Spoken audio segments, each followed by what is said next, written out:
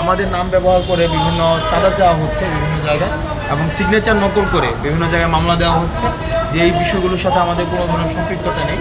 আমরা আজকে দুদকের কাছে এসেছি, আমরা এইরকম খবর পেয়েছি আমাদের নাম ব্যবহার করে অসুধ উপায়ে সুবিধা নেওয়ার চেষ্টা করা হয়েছে। আমরা এই বার্তাটি স্পষ্ট করতে এসেছি যে আমাদের লিগ্যাল কোনো অথরিটি নেই বা আমাদের নাম ব্যবহার করে বিশেষ কোনো সুযোগ সুবিধারও এখতিয়ার আমরা রাখি না। আমরা কাউকে বিশেষ কোনো সুযোগ সুবিধা দেওয়ারও আমরা এখতিয়ার রাখি না।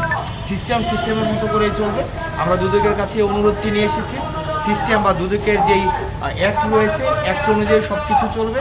আমাদের নাম ব্যবহার করে যেন কেউ বিশেষ কোনো সুযোগ সুবিধা আদায় করতে না পারে, এই বার্তাটি আমরা স্পষ্ট করতে এসেছি। এবং সারা বাংলাদেশের বিভিন্ন জায়গায় আমরা দেখেছি যে সমন্বয়ক পরিচয়ে বা আমাদের সিগনেচার নকল করে মামলা দেওয়া হচ্ছে, হয়রানি করা হচ্ছে।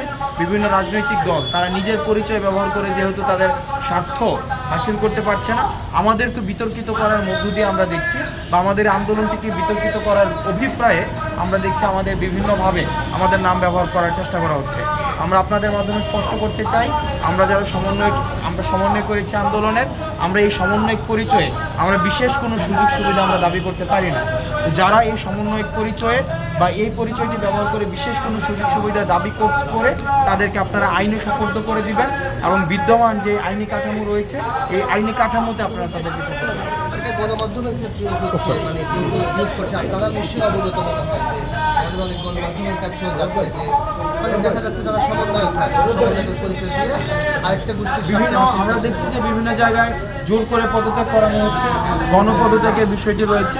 আমার একজনকে পছন্দ হচ্ছে না, গত 16 বছর ধরে হয়তো তার সাথে আমার রাজনৈতিক মতপার্থক্য তৈরি হয়েছিল, এখন সেটিকে পুঁজি করে আমরা তাকে ওই প্রতিষ্ঠান প্রধান থেকে জোর করে, আমরা বিভিন্ন জায়গা থেকে ফোন পাই, তাকে জোর করে বাধ্য করা হচ্ছে পদত্যাগ করানোর জন্য। আমরা এই জায়গাটিও বলতে চাই, পদত্যাগ করানো এটির একটি প্রক্রিয়া রয়েছে। আমরা আপনাদের কাছে আহ্বান জানাবো, এরকম গণদাবির মুখে পদত্যাগ না করে আপনাদের যে বিদ্যমান কাঠামো রয়েছে, যে প্রক্রিয়াটি রয়েছে, এই প্রক্রিয়াটি আপনারা অনুসরণ করুন। আর গণমাধ্যমের একটা সাংবাদিকদের একটা আমাদের প্রেস রিলিজ গিয়েছিল আমাদের সিগনেচার করে, যে আমরা বৈষম্য বিরোধী ছাত্র আন্দোলনের সিগনেচার দিয়ে আমরা 57 জন 52 জন গণমাধ্যম কর্মীর বিরুদ্ধে আমরা অভিযোগ দিয়েছি। এরকম বিষয়টি আমরা স্পষ্ট করেছি, যদি আগে আবারও স্পষ্ট করছি, এটি আমাদের নয়। আমরা আজকে পর্যন্ত আমরা বলতে পারবো না যে বৈষম্য বিরোধী ছাত্র আন্দোলনের কোনো সমন্বয় যারা আসলে মূলত কাজ করছে। আমাদের ব্যাপক কাজ রয়েছে। আপনাদের টিএসসিতে যারা আপনারা কাজের বলে বুঝতে পারবেন, কাউকে পদত্যাগ করানো, কাউকে পদে বসানো, কোনো জায়গা থেকে চাঁদা তোলা, কোনো জায়গায় চাঁদা দেওয়া, এই কাজগুলির সাথে আমরা কোনোভাবেই সম্পৃক্ত না। আমরা এই কাজগুলো করছি না। আমরা এই যে তদবির করা, এই জিনিসগুলোর আমরা মনে করি এগুলো এখন প্রাচীন অতীত হয়েছে। আমরা সেগুলোকে লকারবন্দি করতে চাই। তদবির করা, কারোর বিরুদ্ধে কারোর পক্ষে হয়ে তদবির করা, এগুলো লকারবন্দি যুগের ঘটনা। আমরা সুদূর অতীতের ঘটনা হিসাবে আমরা এগুলোকে চিহ্নিত করতে চাই। আমরা একটা সিস্টেম ডেভেলপ করতে চাই, সিস্টেমের মধ্য দিয়ে চলবে, যেটা রাজনৈতিক পরিচয় সেটাকে প্রভাবিত করবে না, অর্থনৈতিক পরিচয়টাকে প্রভাবিত করবে না, কোনো ধরনের তার কোনো এলিট পরিচয় সেটিকে প্রভাবিত করবে না। যারা এগুলো করছে তাদেরকে আমরা দেখেন, তাদের বিরুদ্ধে ব্যবস্থা নেওয়ার আমাদের কিন্তু আইনগত কোনো অধিকার নেই। আমরা যে কাজটা করি সেটা আমরা সোশ্যাল অ্যাওয়ারনেস আমরা স্প্রেড করি।